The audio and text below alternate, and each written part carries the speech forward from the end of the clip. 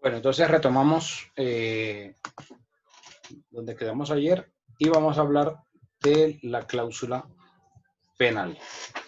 Bueno, el artículo 867 del Código de Comercio, podemos mirar que dice lo siguiente: cuando se estipule el pacto de una prestación determinada para el caso de incumplimiento o demora, se entenderá que las partes no pueden retractarse. Cuando la prestación principal esté determinada o sea determinable en una suma cierta de dinero, la pena no podrá ser superior al monto de aquella. Cuando la prestación principal no esté determinada ni sea determinable en una suma cierta de dinero, podrá el juez reducir equitativamente la pena si la considera manifiestamente excesiva, habida cuenta del interés que tenga el acreedor en que se cumpla la obligación. Lo mismo hará cuando la obligación principal se haya cumplido en parte.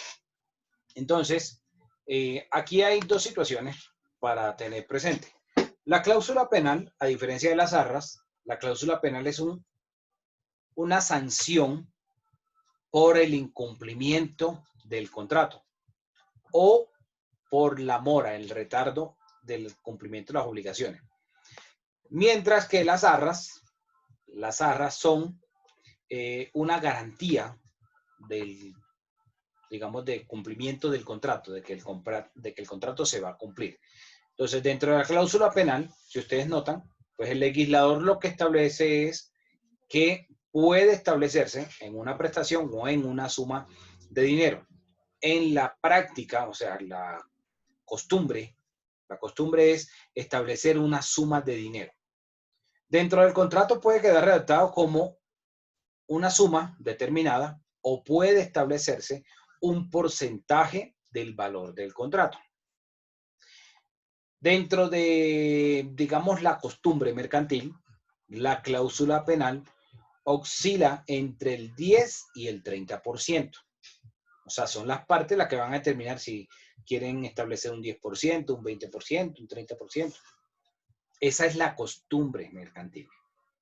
La norma, la única, digamos, advertencia que da a las partes es que el valor de la cláusula no puede superar el valor del contrato. O sea, si el contrato son 100 pesos, la cláusula debe ser máximo por 100. Máximo.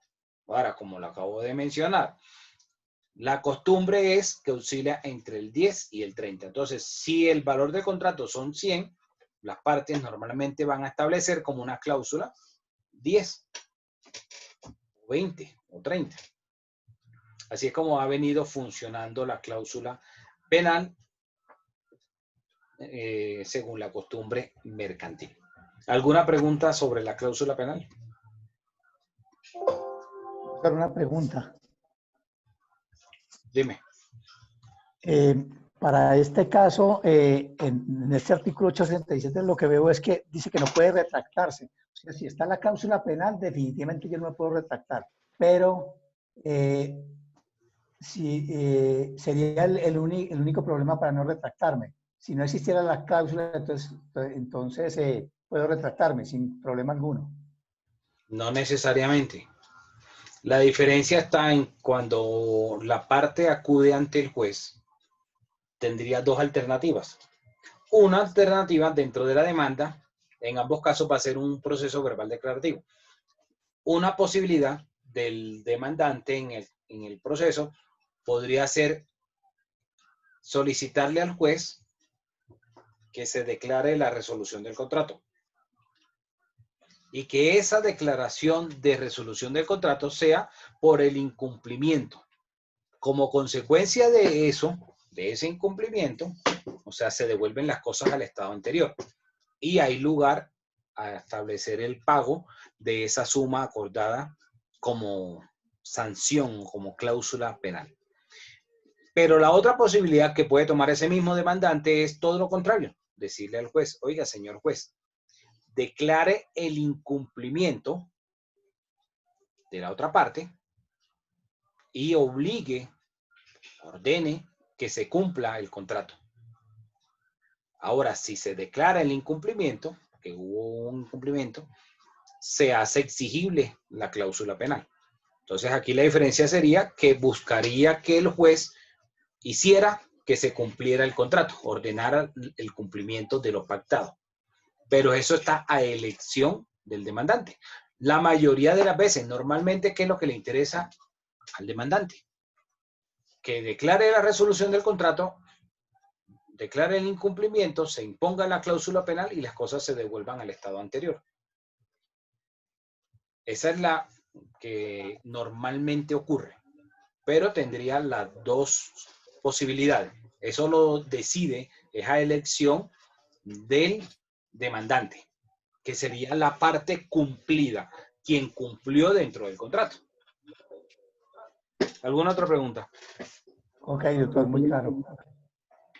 Doctor, en el evento en que la cláusula penal, como dice el artículo, supere el valor del contrato, ¿el contrato me pierde validez en todo el resto de sus cláusulas? No, ahí el juez lo que haría sería limitar el valor de la cláusula al 100%. En caso, digamos, de que hubiese sido, en caso de que hubiese sido 100, digamos 100 pesos el valor del contrato, y se hubiera hecho el incumplimiento y la cláusula fuera establecida por 120, el juez rebajaría la cláusula a 100, porque no podría superar el valor del contrato. Y me quedan vigentes el resto de cláusulas del contrato. Sí, claro. Me quedan... Ah, gracias, doctor, muy amable. Bueno, entonces vamos a hablar ahora del pacto de preferencia. Dentro de un contrato, las partes, como hablábamos anoche, se puede establecer una promesa de contrato o un contrato de promesa, donde las partes se obligan o establecen como objeto la celebración de un contrato posterior. Entonces, dentro de ese orden de ideas, las partes dentro de ese contrato pueden establecer un pacto de preferencia. Y miremos qué dice la norma o cómo define la norma el pacto de preferencia. Dice, el pacto de preferencia, o sea, aquel por el cual una de las partes se obliga a preferir a la otra para la conclusión de un contrato posterior sobre determinadas cosas por un precio fijo o por el que ofrezca un tercero en determinadas condiciones o en las mismas que dicho tercero proponga, será obligatorio. El pacto de preferencia no podrá estipularse por un término superior a un año. Si la preferencia se concede en favor de quien esté ejecutando a virtud de contrato una explotación económica determinada, el anterior plazo se contará a partir de la expiración del término del contrato en ejecución. Todo plazo superior a un año quedará reducido de derecho al máximo legal. Entonces, este pacto de preferencia permite o establece que las partes puedan establecer dentro de una promesa de contrato que en la celebración de un contrato a futuro, de un contrato posterior, va a preferir o se obliga a preferir a esa persona, a ese contratante, en la celebración del eventual contrato. Entonces, este pacto de preferencia puede ser establecido también como una cláusula dentro de esos contratos de promesa o la promesa de celebrar un contrato posterior. ¿Alguna pregunta sobre el pacto de preferencia? Y el plazo, pues, acaban de mirar que es un año. Doctor, eso quiere decir que si supongamos yo le vendo a usted una casa y tenemos un pacto de preferencia, quiere decir que cuando usted vaya a vender esa casa va a tener preferencia en vendérmela a mí nuevamente. Puede ser, puede establecerse, o puede establecerse, digamos que si tú me vas a vender a mí, puedes establecer dentro del contrato de promesa que prefieres celebrar la compraventa conmigo, aún si un tercero, o sea, alguien ajeno a la relación contractual entre los dos, alguien ajeno ofreciera unos términos contractuales diferentes. Es decir, si tú me vas a vender el predio a mí, el inmueble, por 1.000, y llega Belisario y te ofrece 1.200, como tú me vas a preferir a mí, entonces en el momento de celebrar el contrato conmigo, el contrato futuro, o sea, el de compra-venta, yo me voy a ajustar a lo que te estaba proponiendo Belisario para celebrar el contrato. O sea, entonces ya no va a ser 1.000, que era lo que se había pactado inicialmente, sino los términos de ese tercero. ¿Ok? Ese pacto de preferencia no va a ser de por vida. La norma limita el plazo a 1 año. Pero este pacto de preferencia hace parte de una obligación, o sea, se puede pactar como una obligación dentro del contrato de promesa. Doctor, una Profe. pregunta. O también, como normalmente ocurre, digamos que el contrato de preferencia normalmente pasa, digamos la costumbre es que María Estela me ofrece vender a mí un predio. Y entonces se compromete a que me va a preferir a mí por encima de otros contratantes o de otros posibles compradores. Normalmente, ¿qué hace el promitente comprador? El promitente comprador se asegura con una cláusula dentro del contrato diciendo que en este caso yo diría que María Estela se obliga a que no va a celebrar ningún contrato de promesa con nadie más. Y es una obligación que tendría que cumplir María Estela. Entonces, si dentro de ese contrato yo le solicito a María Estela que no se puede comprometer a celebrar otros contratos de promesa, entonces ya ella no puede aplicarme aquí esta norma de que si las condiciones que le ofrece un tercero, o sea, en otro contrato de promesa, me obliguen a mí. En la práctica no pasa.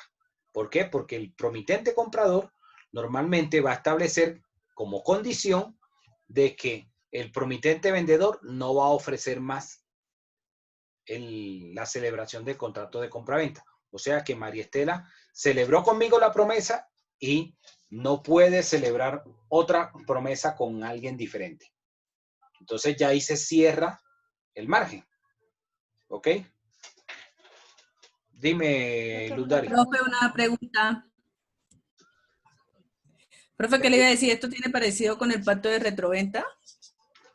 No, el pacto de retroventa es una obligación que surge dentro del contrato de compraventa, la cual pues vamos a hablar cuando hablemos del contrato de compraventa. Doctor, una Gracias. pregunta. Dime, Nubia. Doctor, en caso tal de que este pacto de preferencia no se cumpla, ¿tiene algún tipo de sanción? ¿Cómo se establece eso? Pues la cláusula penal que hayan establecido las partes. Ah, ya, Se hace gracias. efectiva la cláusula penal, ¿cierto? Gracias, gracias. Exacto, sí. Porque es que la preferencia va dentro de una de las cláusulas de ese contrato de promesa. Bien, doctor, gracias. Ok. ¿Alguien iba a hacer otra pregunta? Claro, dueño, buenas noches. Sí, te escucho. Doctor, una pregunta. ¿Ese pacto de preferencia también se puede aplicar en contratos cuando un inmueble está arrendado o solo es para cuando existen promesas?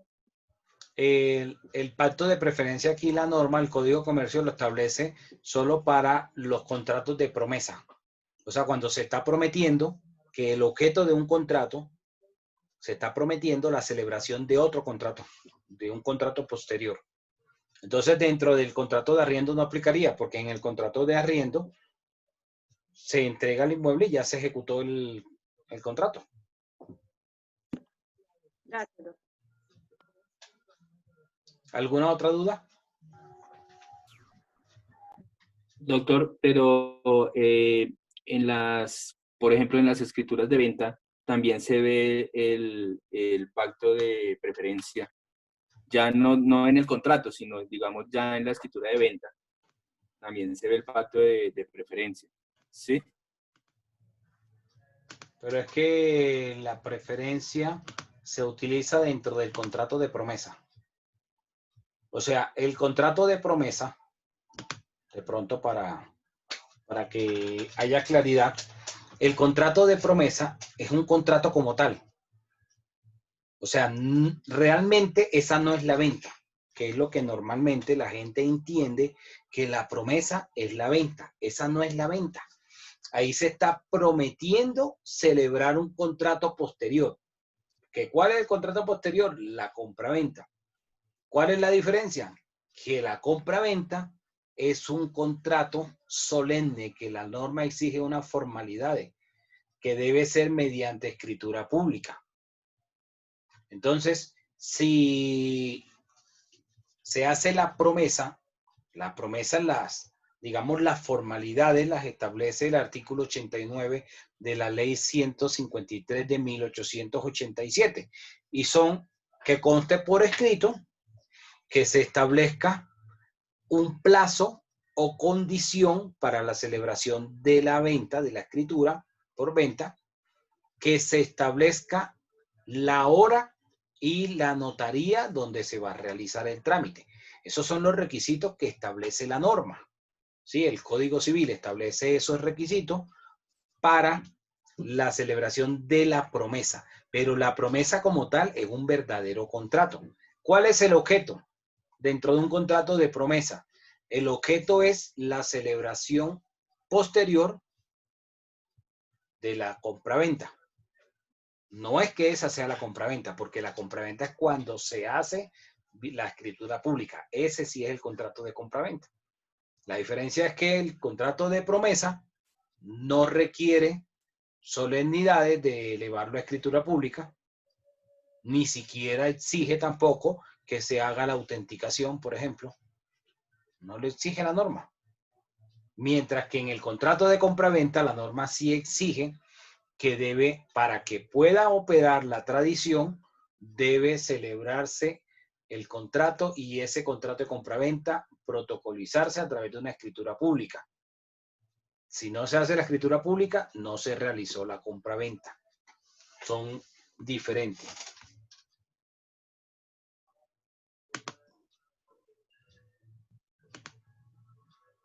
Gracias, doctor.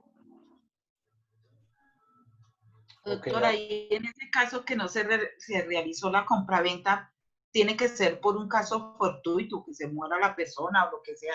Sí, ya voy para allá, no te me adelante. Ahora, hemos hablado de que todo sea color de rosa, ¿ok? Ahora vamos a enfocarnos en el incumplimiento. Y hay algo que en el derecho privado, en el derecho civil y comercial, hablamos de la teoría de la imprevisión contractual. Y la teoría de la imprevisión, lo que busca la teoría de la imprevisión es tratar de justificar el incumplimiento. Y al tratar de justificar el incumplimiento por una fuerza mayor o caso fortuito, entonces no se aplique las sanciones establecidas dentro del contrato, como por ejemplo las arras, la cláusula penal. Entonces la teoría de la imprevisión, como ustedes pueden ver aquí en la diapositiva, que me va a permitir leer, como el efecto importante del contrato señala la generalidad de los códigos civiles y la fuerza obligatoria del mismo. Por ejemplo, el Código Civil colombiano prescribe en su artículo 1602 del Código: todo contrato legalmente celebrado es una ley para los contratantes y no puede ser invalidado sino por su consentimiento mutuo o por causas legales. La teoría de la imprevisión se enfrenta aparentemente a este principio, además de la seguridad jurídica que entra en juego, pues un desbordamiento en la aplicación de la teoría implicaría la desestabilización del negocio jurídico. Se hace imperioso, por tanto, buscar su fundamento jurídico y delimitar las circunstancias en las cuales puede solicitarse su aplicación. Varias teorías han sido expuestas por la doctrina tratando de explicar el fundamento jurídico para la imprevisión. Por ejemplo, Planiol y Ripper, en su Tratado Práctico de Derecho Civil francés, fundamentan la aplicación de la teoría de la imprevisión en el postulado jurídico de la buena fe que obliga a los contratantes. En nuestro sistema jurídico, el fundamento sería el artículo 1603 del Código Civil, que dice: los contratos deben ejecutarse de buena fe y por consiguiente obligan no solo a lo que en ellos se expresa, sino a todas las cosas que emanan precisamente de la naturaleza de la obligación o que por la ley pertenecen a ella.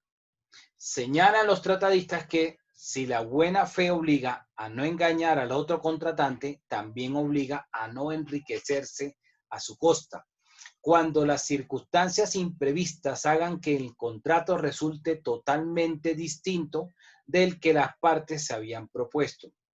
Este fundamento de la teoría se refugia en textos legales vigentes.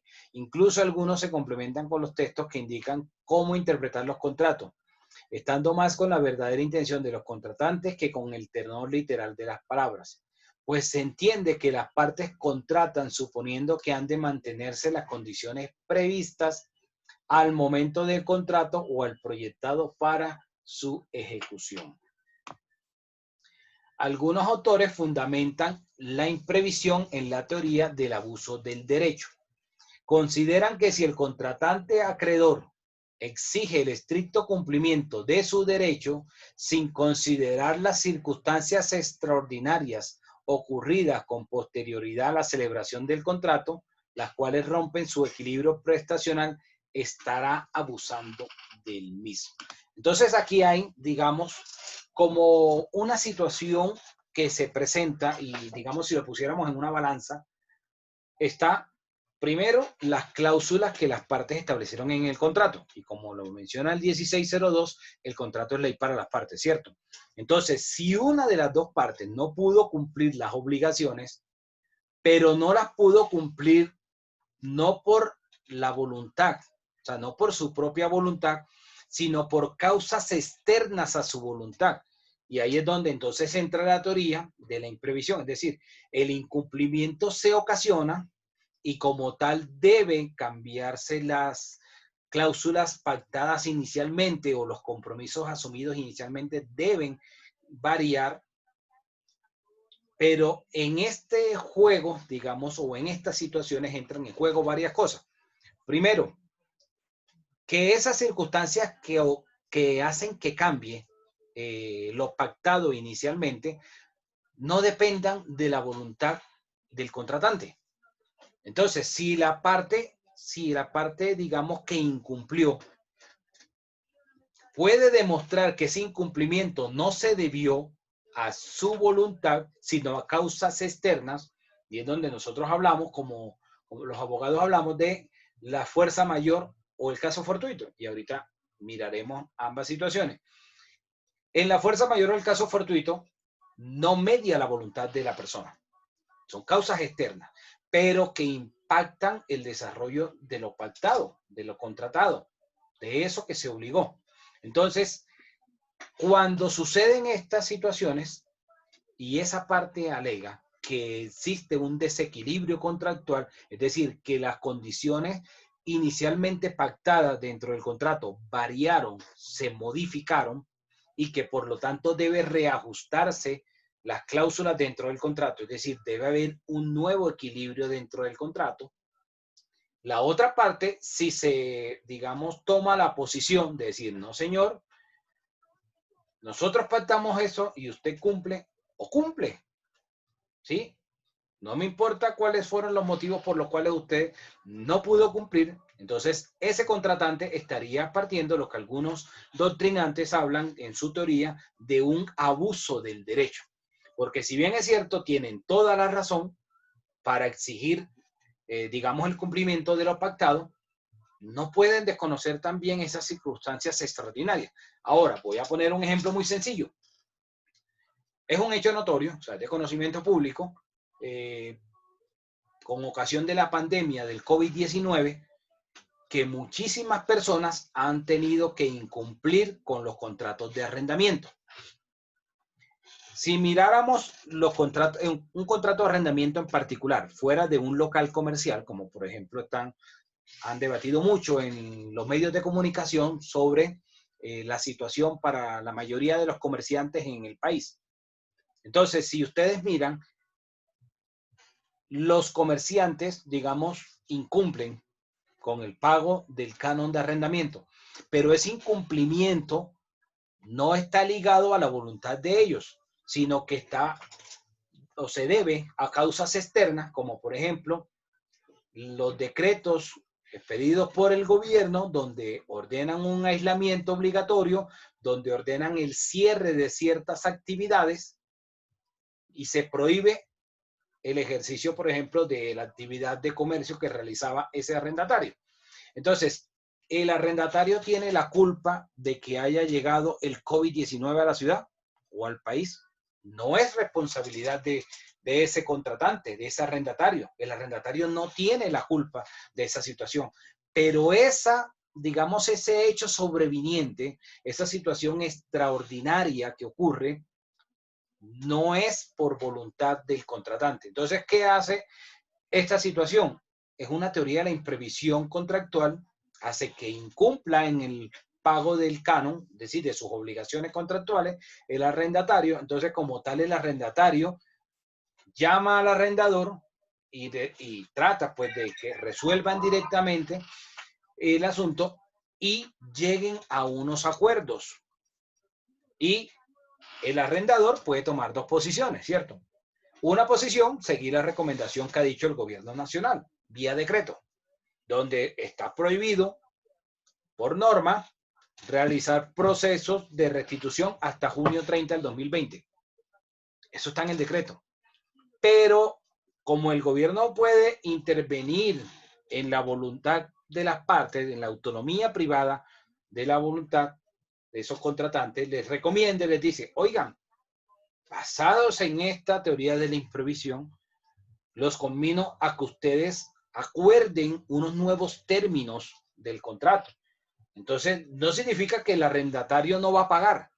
El arrendatario tendrá que pagar, pero entonces el arrendador podrá darle unas facilidades, de decirle, bueno, durante el tiempo que dure en vigencia la emergencia sanitaria, no me pague esos cánones y una vez se retomen las actividades, usted me va a pagar esa suma deudada en cuotas durante X tiempo. Eso sería, digamos, lo que buscaría el arrendatario, ¿cierto? En ese ejemplo. Entonces, si el arrendador se mantiene en su posición de decir, de malas, nosotros celebramos un contrato de arrendamiento y usted tiene que pagar y punto. No es problema mío si usted no puede abrir el establecimiento, si llegó la pandemia, eso no es mi responsabilidad. Entonces, en esa posición intransigente del otro contratante, o sea, del arrendador, estaríamos hablando de una teoría que se llama el principio de abuso del derecho. Porque si bien es cierto, tiene todo el derecho a exigir el cumplimiento de las obligaciones, también tiene que analizar que el incumplimiento no es por voluntad del otro contratante. ¿Sí me hice entender en el ejemplo? Doctor, Dime, William. una pregunta referente a lo que usted está hablando sobre los contratos de arrendamiento. Ahí ejecutarían también la ley, la 820 del 2003 y los artículos del 518 al 524 del Código de Comercio. ¿Los podrían ejecutar también? Sí, pero entonces lo que ha hecho el gobierno vía decreto fue suspender los trámites, o sea, los procesos de restitución. De hecho, hasta el 30 de junio no se reciben demandas, ¿cierto? De restitución Sí, de señor, inmueble. hasta el 30 de julio. Sí, señor. Hasta junio 30. Ahora, no significa que esos arrendadores no cobren, simplemente que no pueden abusar de esa posición que tienen, no pueden abusar del derecho que tienen. ¿Por qué? Porque el incumplimiento del arrendatario no se debe a la voluntad del arrendatario. ¿O acaso el comerciante no quiere trabajar? Si el comerciante es un profesional, como lo define el artículo 10 del Código de Comercio, el comerciante necesita ejercer su labor para poder cubrir sus necesidades y cumplir también con las obligaciones contractuales. Pagar empleados, pagar arriendos, pagar servicios públicos y su propia manutención.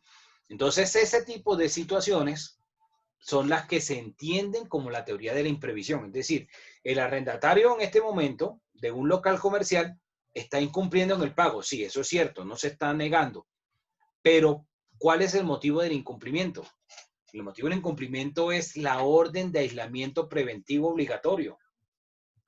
O sea, no poder ejercer la actividad es algo que no depende de la voluntad del arrendatario.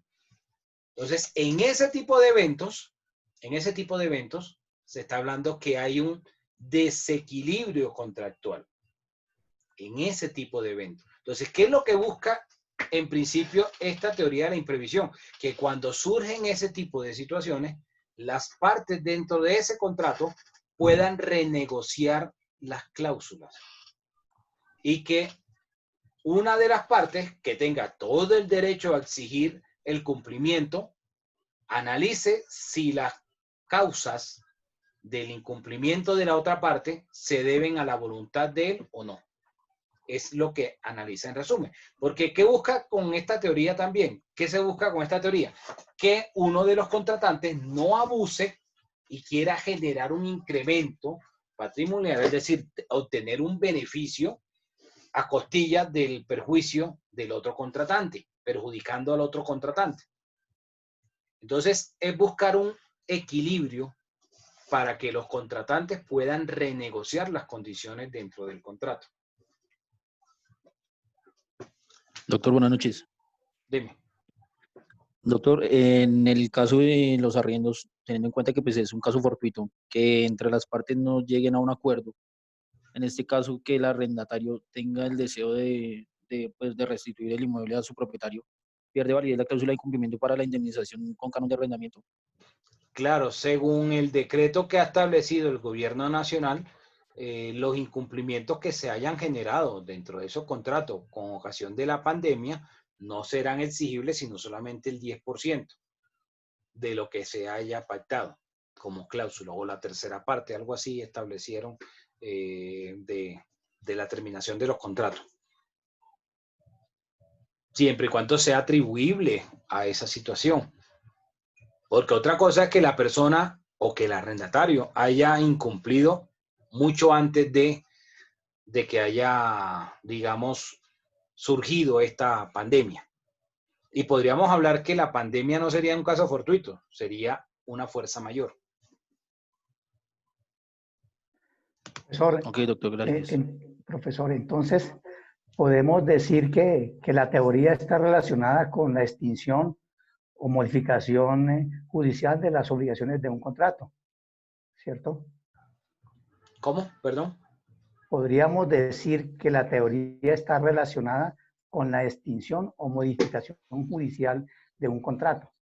Claro, o sea, lo que se busca con esta Es básicamente teoría es, todo lo que usted dijo ahorita. exacto, modificar inicialmente las cláusulas o lo pactado entre las partes, cualquiera que sea el contrato.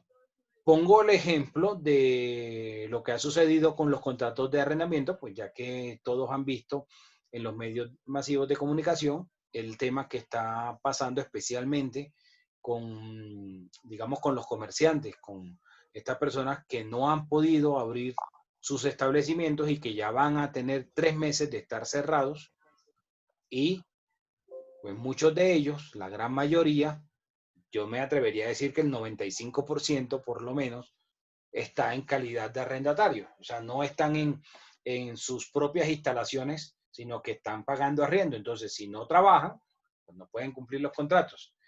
Entonces, la cuestión es buscar un equilibrio, un sano equilibrio entre esa posición de quien está alegando esa teoría de la imprevisión y evitar que haya un abuso del derecho por parte de quien podría ser exigible las obligaciones. Dime, Ardila. Doc, en este caso en el que, pues listo, le están como trasladando en el tiempo la obligación al arrendatario, pero a la postre pues se está quedando con una obligación que no es su culpa, no es su responsabilidad el haber parado por una orden emanada por el gobierno. No le cabría la responsabilidad al gobierno o al distrito, no, al gobierno más bien, que es el que emite la norma, porque va a quedarse con 3 meses de arriendo a pagar, pues sin saberle ni escribir, pues se está haciendo una obligación fuera de su voluntad. ¿Habría que obligar al gobierno a que reconozca esas sumas? No creo. No creo que, digamos, que se pueda hilar tan delgado y como que haya una responsabilidad del gobierno. Pero, digamos que dentro de esa teoría de la imprevisión podríamos hablar de que hay dos situaciones que son que se ocasionen o que se originen por una fuerza mayor o por un caso fortuito. Ustedes saben que la fuerza mayor es cuando son eventos, digamos, naturales que no dependen de la voluntad de la persona, la voluntad del hombre. Mientras que el caso fortuito, pues, son situaciones, son eventos donde medió la voluntad del hombre. No está claro el origen del virus, ¿sí? El origen de esta pandemia. Hay algunas teorías conspirativas que dicen que fue creado en un laboratorio en Wuhan y todo eso, pero científicamente eso no está probado. O sea, eso no se puede determinar si sí fue así o no fue así esa teoría conspirativa. Entonces, yo diría que en este caso de la pandemia por el COVID-19, estaríamos frente a un evento de fuerza mayor. O sea, eso es un evento de la naturaleza. No es la primera vez en la historia de la humanidad que se genera una pandemia. De pronto, los brotes o las epidemias se habían dado focalizadas y habían una rápida intervención y, digamos, y lograban como que evitar que la epidemia se regara, ¿sí? O se trasladara a otros sitios, como ustedes habrán escuchado que hace unos años con lo del ébola. O sea, era muy focalizado, aun cuando hubo algunos casos en los Estados Unidos, llevados de África, de algunos países africanos, pero esa epidemia fue controlada rápidamente. Es decir, no trascendió a la mayoría de los países, a muchísimos países, cosa que no sucedió con este virus. Entonces, como es algo que no depende de la voluntad del hombre, es claro que es una fuerza mayor. Y como fuerza mayor, pues sería un eximente de responsabilidad. ¿Alguna otra pregunta? Sí, doctor Juan de Dios. Dime, Juan. Doctor, buenas noches. Doctor con Juan de Dios. Juan de Dios y después Jairo, que estaba levantando la mano Jairo también. Dime, Juan de Dios. Doctor, ¿esto aplica para bienes muebles también? Cualquiera que sea el contrato. Me explico. Yo compro un vehículo y resulta que ese vehículo lo dejó ignorado por la deuda, ¿cierto? Pero debido a la pandemia me quedé sin trabajo y me están exigiendo el pago total del vehículo más los intereses más el abogado. ¿Ahí puedo aplicar la teoría de la imprevisión? Porque no fue voluntad mía quedarme sin trabajo y no fue voluntad, no quiero, mi responsabilidad es pagar, pero no puedo porque estoy... Claro, pero por ejemplo, en ese tipo de situaciones, como el 12 de marzo de 2020, la Superintendencia Financiera sacó una circular, la circular 7, combinando a que todas las entidades financieras le dieran alternativas a las personas que al 29 de febrero tenían menos de 30 días de mora en los créditos, cualquiera que fuera el crédito. Entonces, si tú me estás hablando de un crédito de vehículo, si la persona al 29 de febrero tenía menos de 30 días de mora, puede hacer valer esa circular, donde la superintendencia obliga a que por 3 meses, a partir de ese momento, tenían que darle una negociación, o sea, o dejar de cobrarle 3 cuotas y trasladar esas 3 cuotas para el final del crédito, o mínimo refinanciarle. Y conozco muchos casos donde pasó eso. Estaba levantando la mano antes Jairo. Señor, gracias, profe. Buenas noches. Profe, un aporte y una pregunta. El aporte es que la teoría de la imprevisión se da también frecuentemente en la ejecución de contratos de obra, ¿sí? Entonces, ejemplo, se contrata la elaboración de un puente en el Putumayo y por cuestión de clima o orden público hace que el cronograma de ejecución de la obra se retrase.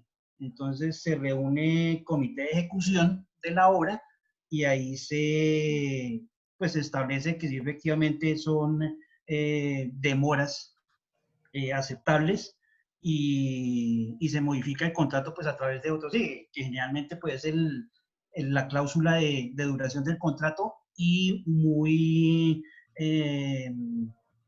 también frecuentemente la del valor del contrato.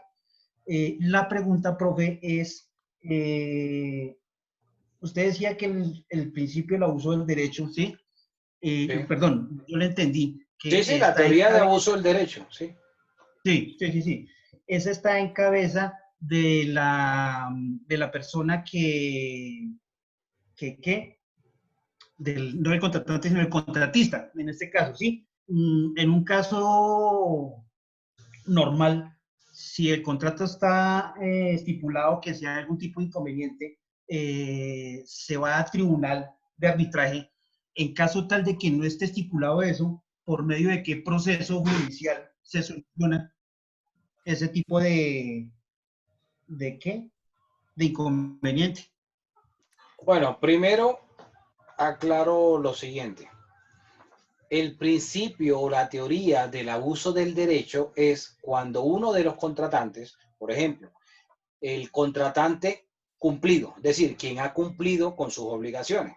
Si lo trasladáramos al ejemplo que hablábamos de los contratos de arrendamiento de los locales comerciales, digamos que la parte cumplida sería el arrendador. O sea, el arrendador está cumpliendo, le ha permitido que siga disfrutando del inmueble el arrendatario.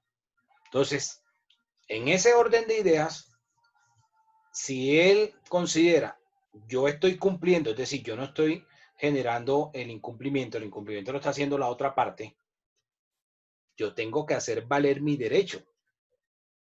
¿Y cuál es mi derecho? Exigir que me pague el canon de ese tiempo. ¿Que estuvo cerrado? No fue mi culpa, ¿sí? Esa es la teoría de abuso del derecho, porque lo que se busca es un sano equilibrio entre las afectaciones que surjan y que vayan en detrimento de uno de los contratantes, de una de las dos partes dentro del contrato, y que la otra parte no abuse de la posición que tiene dentro del contrato y haga valer a toda costa el derecho que tiene. O sea, entonces se busca que no haya un abuso por parte de quien, digamos, tendría todo el derecho de hacerlo, ni que tampoco haya dentro de la imprevisión, dentro de la teoría de la imprevisión, también un abuso por parte del otro contratante, digamos, de pronto alegando situaciones que no sean ciertas. Ahorita es claro el ejemplo que yo estoy poniendo de los contratos de arrendamiento comercial por el tema de la pandemia. Ahorita todo el mundo se excusa en la pandemia, pero cuando no existen ese tipo de, digamos, de incumplimientos o no está claro el motivo del incumplimiento, mantener una teoría de la imprevisión no es muy fácil.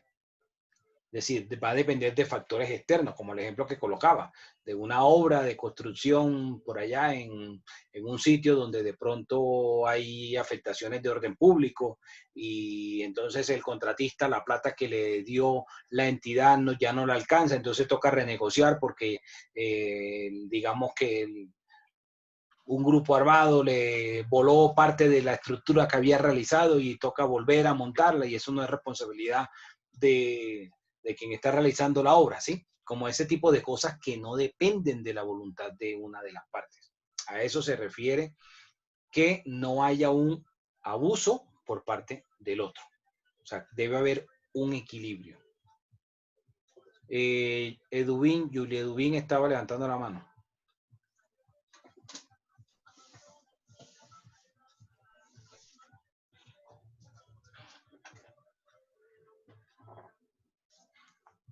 Chilito.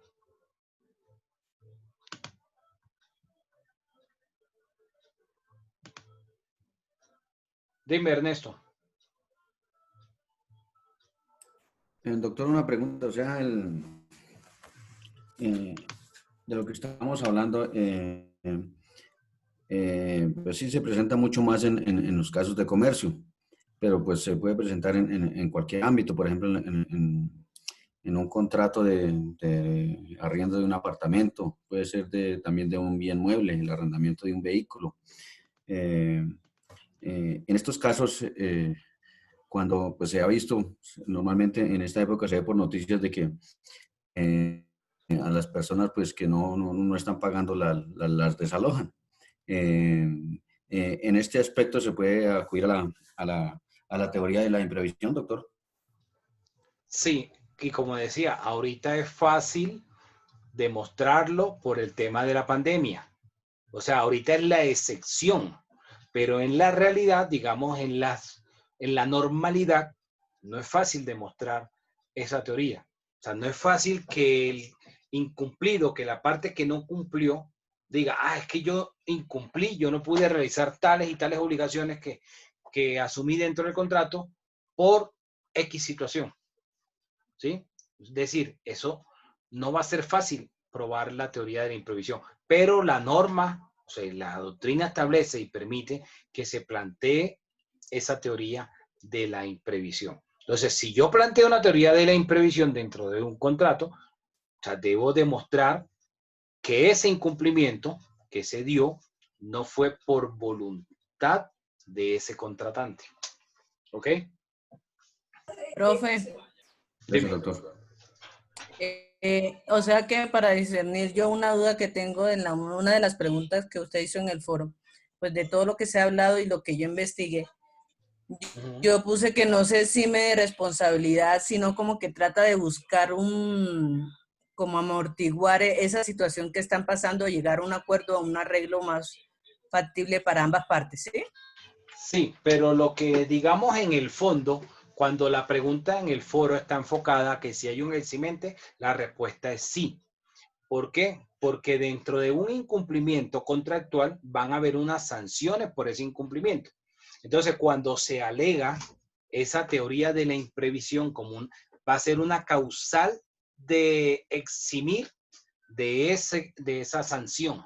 Entonces, por ejemplo, si se establece que hay una cláusula penal por incumplimiento, pero el incumplimiento se debe a situaciones que no son voluntad del contratante, ¿qué es lo que va a hacer al alegar la teoría de la imprevisión? Evitar que le impongan la sanción de la cláusula penal. Entonces la respuesta es sí. Va en el entendido que cuando se alega la teoría de la imprevisión es para evitar la imposición, por ejemplo, de ese tipo de sanciones. Gracias, profe. Bueno. ¿Qué pasó con Chilito? ¿Se arrepintió de la pregunta? Doctor, sí, doctor, es que me salí, me sacó el sistema. Bueno, te doctor, escuchamos. Lo siguiente, como usted estaba mencionando, en el caso, por ejemplo, esto de los arriendos, si lo que se busca, pues, por el problema es que tanto arrendador como arrendatario lleguen a un acuerdo entre las partes, pues, para evitar esta problemática, pero si ya, por ejemplo, el arrendador no accede en este momento, pues tampoco lo puede sacar, tendría que esperar hasta el 30 de junio, que es lo que dicen que ya se pueden recibir demandas para que sea un juez el que arregle esta situación. Sí, el 1 de julio, pero resulta que el 1 de julio van a empezar a abrir y una cosa es que se lo solicite la demanda y otra cosa es que vaya a pronunciarse muy rápido. Son dos cosas muy diferentes.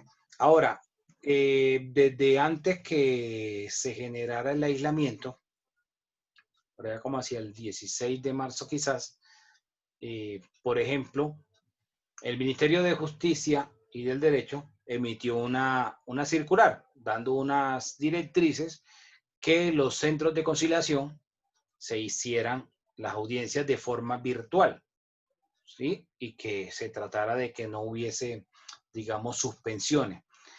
Posteriormente a eso, cuando sale el decreto del presidente,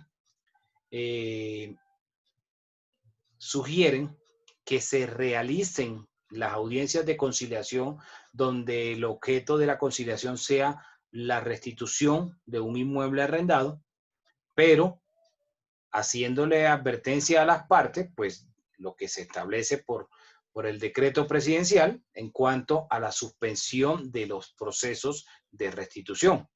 Entonces, por ejemplo, nosotros en el Centro de Conciliación estamos haciendo audiencias de conciliación y en algunos casos las partes pueden llegar a un acuerdo de dar por terminado el contrato y a veces el arrendador perdona la deuda o parte de la deuda y recibe el inmueble, pero se está dejando a que sean las partes quienes están tomando la decisión.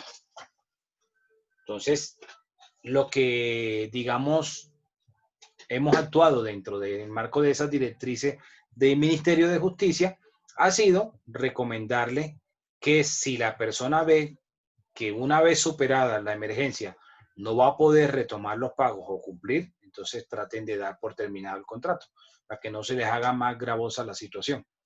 Pero es algo que queda a voluntad de las partes. Doctor, muchas gracias. Bueno. Profe, una pregunta, perdón que estoy muy preguntón hoy. Dime, tranquilo. Y si no hay ánimo conciliatorio, ese principio del abuso del derecho, ¿en qué proceso lo alega la persona? En el proceso verbal declarativo de restitución de inmueble arrendado, cuando ya se presenta la demanda. Pero entonces en ese caso, ¿le toca esperar a que el arrendador demande para alegar eso? Claro. Listo, profe, gracias. Bueno, ok. Bueno, aquí entonces terminamos el tema de la teoría de la imprevisión.